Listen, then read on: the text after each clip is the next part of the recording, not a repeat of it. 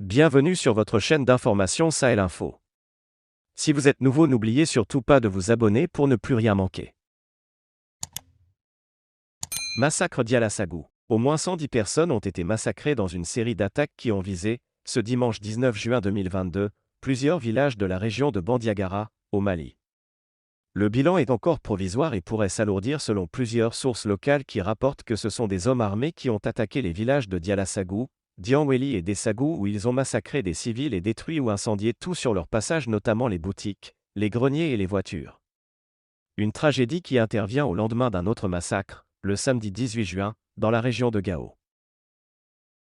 Nouveau carnage au Mali où l'émotion est à son comble depuis ce dimanche et au fur et à mesure que remontent les informations des attaques menées par des individus armés, ce dimanche 19 juin 2022, dans plusieurs villages de la région de Bandiagara.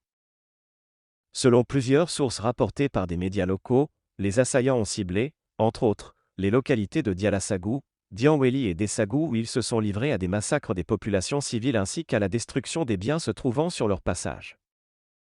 Des images publiées sur les réseaux sociaux témoignent de l'ampleur de cette nouvelle tragédie avec des maisons détruites, des voitures calcinées, des greniers incendiés et des boutiques pillées. Le bilan est encore provisoire mais les mêmes sources évoquent entre 110 et 130 personnes tuées et plusieurs autres portées disparues. Les autorités de transition ainsi que les forces armées maliennes n'ont pas encore réagi mais dans un communiqué, la MINUSMA s'est dit préoccupée par les informations faisant état d'attaques contre des civils dans la région de Bandiagara perpétrées par des groupes extrémistes. Selon la même source, celle-ci aurait fait des victimes et provoqué des déplacements de population. La MINUSMA a immédiatement pris contact avec les autorités civiles et militaires et prévoit d'envoyer une mission d'appui pour la protection des civils et la stabilisation de la zone, a annoncé la mission onusienne sans plus de précision.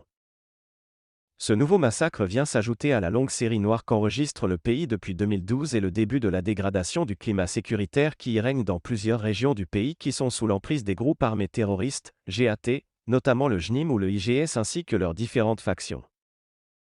La preuve de cette escalade de violence, ce massacre intervient au lendemain de celui perpétré, le samedi 18 mai au village de Elbak et ses environs, à quelques dizaines de kilomètres au nord de Gao, la principale ville du nord du pays.